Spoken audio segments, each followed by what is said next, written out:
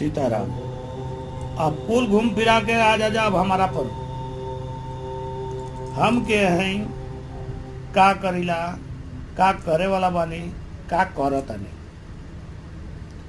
हम रहले यहाँ वो मंदिर पर, सबके जलन होत रहा। अब दूसर के हुआ करा पर बा तो सबके मगन बा का है एगो चीज जाइब न तो 1 गिलास दूध मिली पिए के, 1 क्वार्टर मिली पिए के, 1 चिलम का गांजा मिली पिए के। हाँ, हम गांजा पिए तो नहीं अपना पैसा का, तो हम लोग से मांग के ना है ना। तो हम लोग का गांव में दम बा कि केहू दे दे हमारा के जितना हम पीला उतना पिया दे बजाय केहू ना।